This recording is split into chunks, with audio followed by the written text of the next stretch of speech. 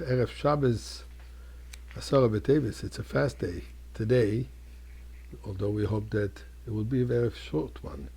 Not because it's a short winter day, but because Mashiach is coming right now, and we will start feasting, not fasting. But in the meantime, let us give some tzedakah to make this happen. And let us go through a little bit of history of Asara B'Tevis. Briefly mentioned yesterday that on Asara B'Tevis in the year 3336, this is during the first Beis Hamikdash. So that's corresponding to 425 years before the Common Era. The Babylonian armies under the leadership of the Emperor Nebuchadnezzar laid siege on Jerusalem. Interesting, God is in His infinite kindness. He delayed the destruction of the temple from the siege until the eventual destruction was over a year, was 30 months later, much more than a year obviously, because it only happened, this was in the year 3336, and Shivasa B'Tammuz, when the walls of the Jerusalem directly was broken.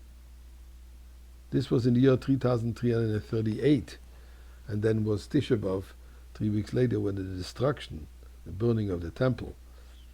So during this time, God gave us the opportunity and the chance to repent. In fact, He kept on sending the prophet Jeremiah, to warn us, Kinderlach, calamity could happen, chas v'shalom, if you don't mend your ways.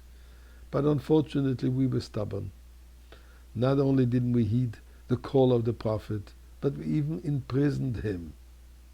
And unfortunately, what happened? As we know, the destruction of the first temple, destruction of the second temple. We're still in exile. So we have to mend our ways. Now is definitely the time to do that. Especially when we see what's happening in Israel. From one side, the tragedy which happened. From the other side, the phenomenal miracles. Time to wake up. Uri Yishenim, we have to wake up from our slumber and realize that God is leading the world, that God is calling us to do good, to do mitzvahs, to be good people, to be good Jews. That's all He wants. To love each other, to care for each other. And we will indeed marry the coming of Mashiach. And this fast day will be transformed, as it says, Yogalis Simcha, these fast days will be transformed into days of great rejoicing, the greatest of holidays. Now, the reason why we fast today, although it's a Friday and usually one does not fast on Fridays, any other fast except for Yom Kippur would be done on another day. The reason is because, as the Prophet says, in that very same day. In other words, emphasizing this was the beginning of the calamities. And the beginning is always the most difficult, and therefore we fast even today. But you know, there were a few more things that happened in the month of Teves. Actually on the 9th, and prior to this on the 8th. On the 8th of Teves, this is when the Egyptian Greek emperor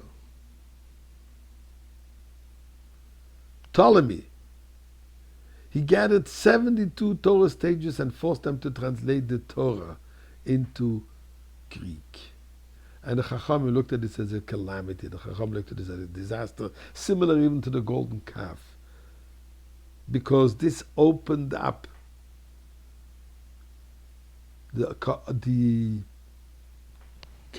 opportunity to introduce Greek philosophy into Judaism. And that's why the Chacham saw this as a terrible, terrible thing. Although there were quite a few miracles, there are 13 places in the Torah which they made some slight changes intentionally, and miraculously, although they were not sitting together, all 72 made identical changes. Simplest was for the Greeks not to be able to derive from the translation some concept opposite of what Torah is. And this was a great miracle. Nevertheless, it was a calamity. And which also points out that in every calamity there's tremendous miracles. Just heard today that they caught one of those terrorist leaders who had under him a group of 20 murderers. They were supposed to go into a yeshiva that had 1,000 students. They knew the time schedule of the prayers, etc. The reason why they didn't go there, because when they approached, they suddenly saw the whole building on fire, and they figured, what's the point of wasting our time? Miraculously, they moved on. There was no such a fire. There was nothing. There was simply a godly miracle to protect them. So within the calamities, there is miracles. But we want the ultimate miracle. Another thing which happened, Ezra Sofer, the famous scribe who brought Jewish people back after the destruction of the Second Temple, and he revitalized Judaism. He established the prayer books, the prayers that we have today, and many other things that he did for the Jewish community. Unfortunately, he passed away on the 9th of Tevet, exactly 1,000 years after the giving of the Torah on Mount Sinai. So, Eibishter, we're ready for the Geula right now.